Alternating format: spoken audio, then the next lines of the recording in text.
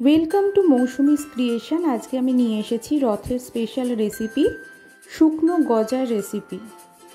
ছোট ছোট শুকনো গজা কিভাবে আমি তৈরি করছি সেটাই আপনাদের সঙ্গে আজকে শেয়ার করব। রথের স্পেশাল রেসিপি এটা, রথের দিনে আমি বানিয়েছিলাম।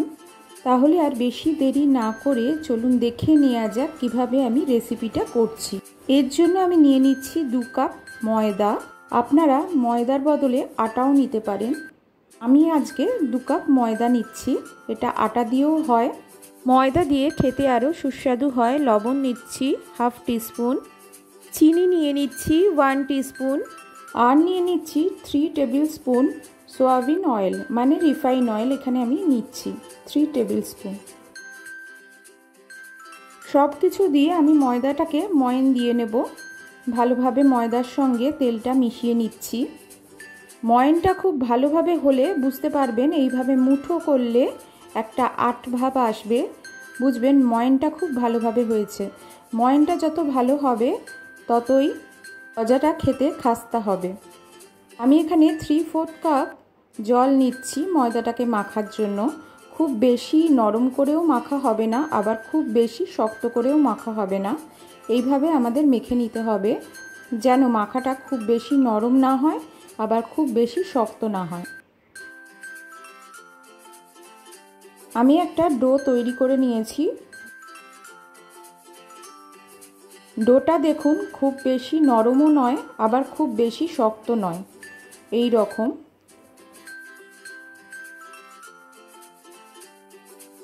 ডোর ওপর সামান্য অয়েল আমি লাগিয়ে দিচ্ছি। অয়েল ব্রাশ করে আমাদের 15-20 মিনিটের মতো ঢাকা চাপা দিয়ে রেস্টে রেখে দিতে হবে।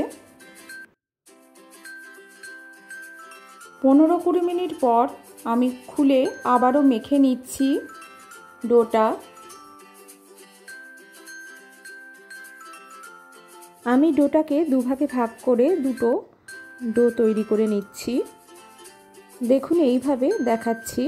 এবার দুটোকে আলাদা আলাদা করে বেলে নেব। সামান্য একটু ময়দা ছড়িয়ে আমি বেলে নিচ্ছি।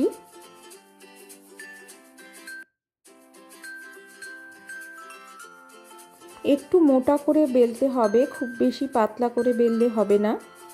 দেখুন আমি দেখাচ্ছি।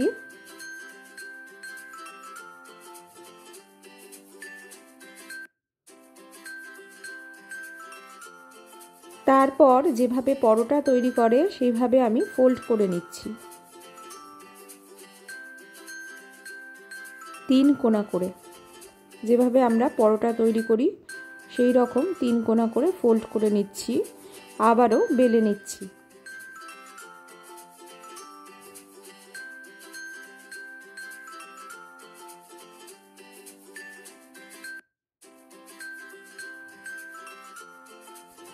দেখুন আমি দেখাচ্ছি। এইভাবে আমাদের মোটা করে একটু বেলে নিতে হবে, বেলাটা যেন খুব ভালো হয়। তারপর আমি একটা পিৎজা কাটার দিয়ে এইভাবে 2 সাইডটা কেটে নিচ্ছি, কারণ 2 সাইডটা খুব সরু সেই জন্য।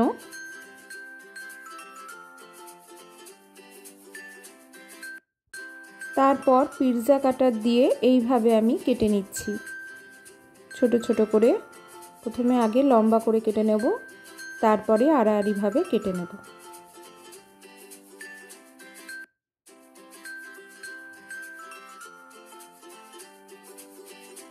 দেখুন কাটাটা ঠিক এই রকম হবে, ছোট ছোট গজা তৈরি হবে।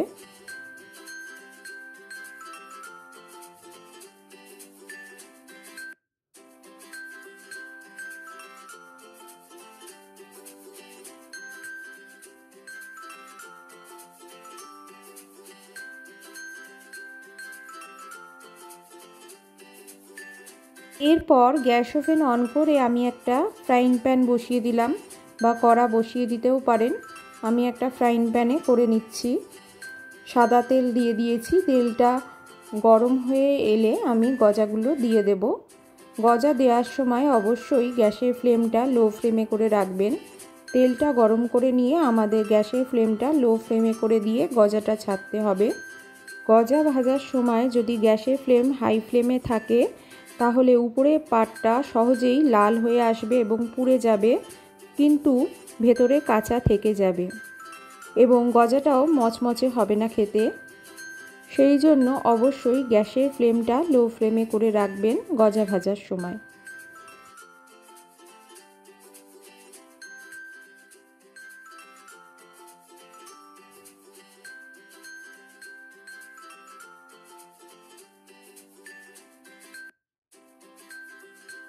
তাহলে বাইরের অংশ যখন গোল্ডেন করে ভাজা হয়ে যাবে, ভেতরের অংশ একই সাথে ভালোভাবে ভাজা হয়ে যাবে, ভেতরটাও আর কাঁচা থাকবে না।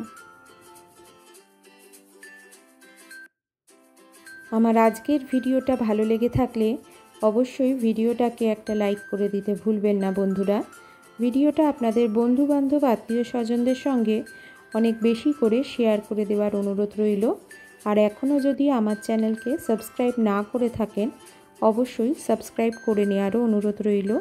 আর পাশে থাকা বেল আইকনটা অবশ্যই অন রাখবেন, তাহলে আমি এই চ্যানেলে যখনই ভিডিও পোস্ট করব আপনাদের কাছে ফার্স্ট নোটিফিকেশান পৌঁছে যাবে খুব সহজে, খুব তাড়াতাড়ি। চলুন বন্ধুরা, আপনাদের সঙ্গে কথা বলতে বলতে আমার গজাগুলো ভাজা হয়ে গেছে। আমি আজকে যেভাবে বানালাম অবশ্যই আমার টিপস ফলো করে বাড়িতে একবার বানিয়ে খাওয়ার অনুরোধ রইল। আশা করছি সবার ভালো লাগবে।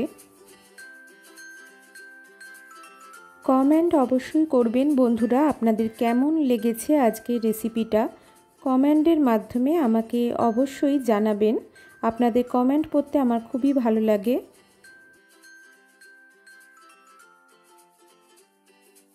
আমি এখানে 2-3 খেপে গজাগুলোকে ভেজে নেব। দেখুন এইভাবে আমার গজা ভাজাটা হয়ে গেছে, আমি এবার তুলে নেব। অবশ্যই তেলটা বেশি করে দিতে হবে, ডুবো তেলে ভাজতে হবে গজাটা।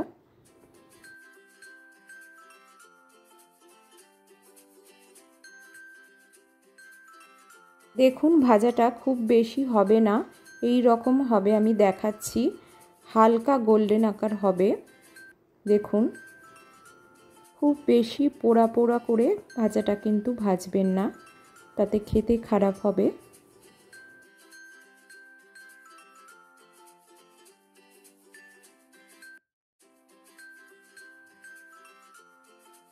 ভাজাগুলো আমি একটা পাত্রে আলাদা করে সরিয়ে রেখেছি। এটা আপনারা চায়ের সঙ্গেও খেতে পারেন, এই রকম শুকনো ভেজে রেখে দিতে পারেন কৌটোতে, চায়ের সঙ্গে নোনতা আকারে খেতে পারেন। অল্প একটু সামান্য লবণ এবং রেড চিলি পাউডার ছড়িয়ে দিয়ে মাখিয়ে নিলে এটা নোনতা আকারে আপনারা চায়ের সঙ্গে স্ন্যাক্স হিসেবে খেতে পারেন।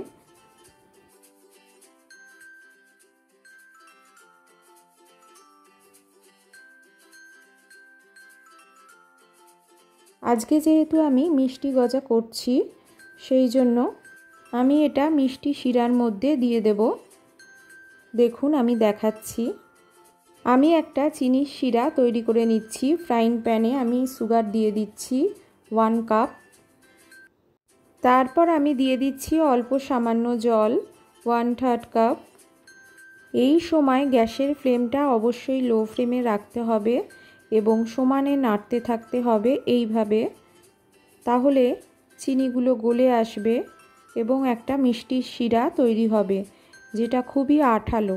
সেই জন্য জলের পরিমাণটা অবশ্যই অল্প করে দেবেন, না হলে একদম পাতলা হয়ে যাবে। এর মধ্যে আমাদের গজাগুলো দিয়ে দিতে হবে, ভেজে রাখা গজাগুলো আমি দিয়ে দিচ্ছি।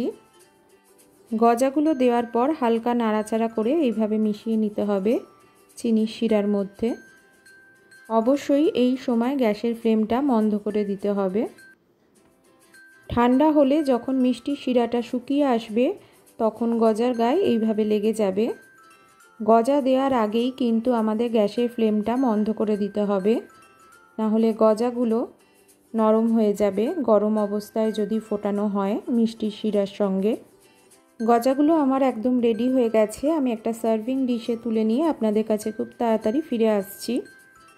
দেখুন বন্ধুরা, আমি একটা সার্ভিং ডিশে এটাকে তুলে নিয়েছি। এটা আপনারা অনেক দিন পর্যন্ত বাড়িতে রেখে খেতে পারেন, অতিথিরা এলেও আপনারা দিতে পারেন। খুবই সুস্বাদু খেতে। এটা প্রায় 1 মাস স্টোর করে রেখে খাওয়া যায়। আজকের মতো এখানেই শেষ করছি। ভালো থাকবেন, সুস্থ থাকবেন। Thank you.